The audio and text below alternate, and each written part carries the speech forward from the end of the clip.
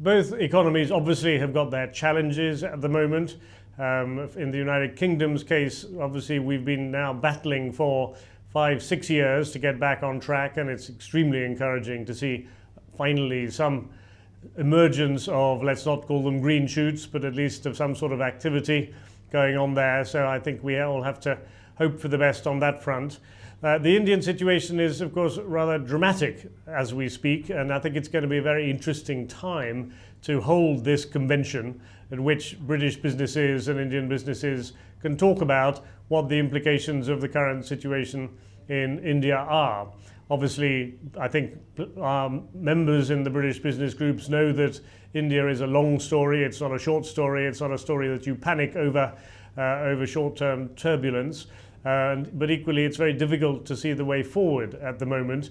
And I think it makes it all the more important that conferences like this should look at some of the detailed realities of the situation, try and wash away a lot of the broader macro negative indicators and begin focusing on real business opportunities rather than let the commentators to go on talking about the overall climate.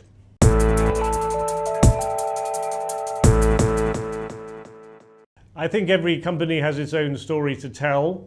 There are 2 or 3 general trends, though, I think one can identify.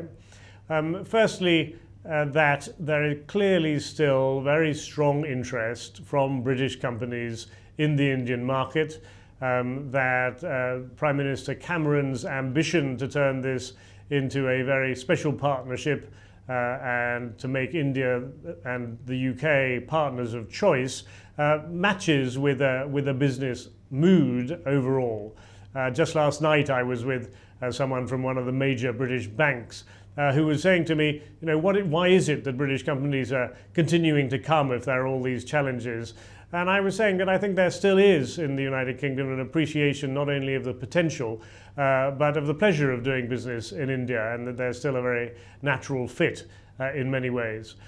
So I think that's one general trend, that on a kind of macro level there is enthusiasm from both sides to do business with the other country.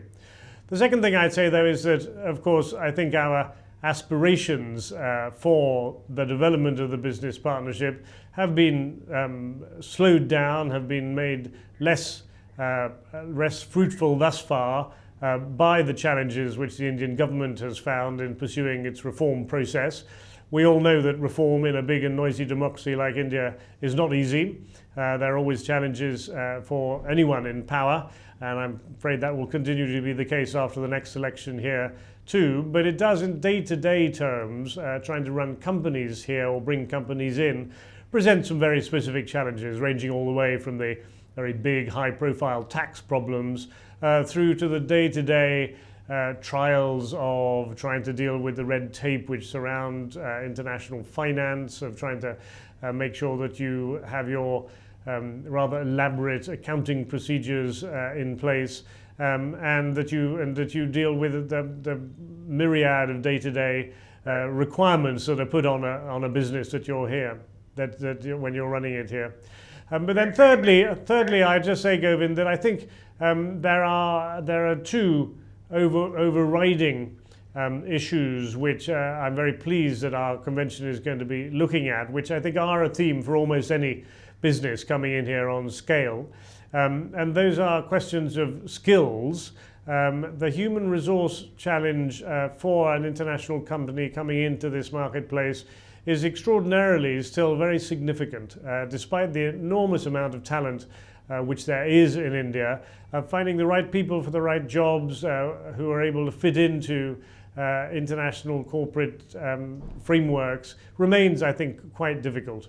And then secondly, I think there are some, for companies for whom this is important, of course, real infrastructure challenges which confront anybody on the manufacturing or sourcing or infrastructure side itself, which I think really have to remain top of the list for the Indian government going forward if it's going to continue to nourish the sort of relationship which we have between the UK and India.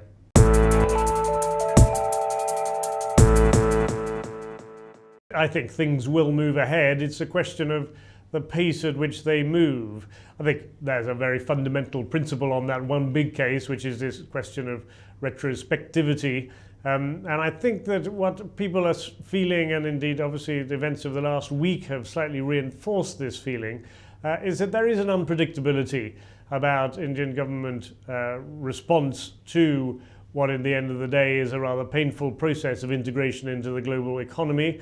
And the Indian government, I think, particularly given the current account deficit problems, are reaching out for instruments which people wouldn't necessarily expect them to reach out for. And I have to say, of course, this is not just a problem for international companies. Many of my colleagues working in domestic Indian companies, particularly those with an international reach, are confronting just the same problems. So are these complete showstoppers? No. Are they slowers down of the process? Of course they are.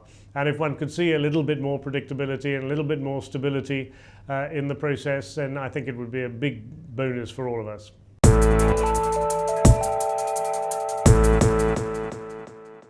I think the first is clearly what the specific opportunities are. We're now well past the point at these sorts of meetings where we look at the generalities of feel-good relationships, of historical baggage, positive or negative, of what the overall scenario is for the global economy, and we need to focus in on very specific opportunities. That's why I think it's very important that we've got sector breakout groups that will look in particular at the designated sectors. I think it's going to be extremely important for people to use the conference as a place to network with people who are interested in their particular sector and really focus in on opportunities. And what I keep saying to people looking at the Indian marketplace is that I think because it's been now in the limelight, as it were, for some time, people have sort of thought, oh, well, the opportunities must be dwindling, particularly with the shrinking of the economy.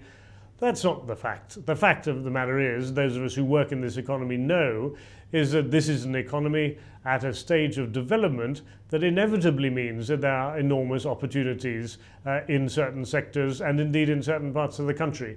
So people, I think, first of all, need coming to the conference to be ready to drill down and kind of see where those opportunities are. Then I think the second thing is to probably, given the current circumstances, see from the conference what it is that is the experience of people who have worked in this marketplace. And we've got, as you know, a fantastic array of speakers put together, many of whom are people with long experience of doing business in India, either Indian or British. And I think that particularly at a difficult and bumpy economic time like this, trying to draw practical experience from what people have done and achieved in this marketplace, or indeed things that they've done wrong in this marketplace, is going to be absolutely critical.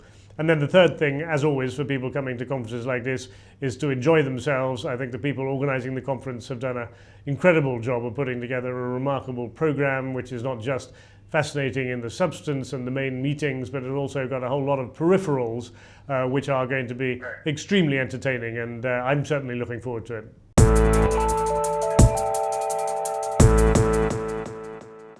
I think for me, the main thing has been this sense of opportunity, and that is an opportunity which, of course, first and foremost belongs to Indian businesses and entrepreneurs who are working and developing their interests, but even for people like myself who've got the privilege of being here, knowing that every day may bring a new opportunity and that it's really a question of identifying those opportunities and seizing them. I think for me that's the most exciting and satisfying thing about my life here, certainly my professional life.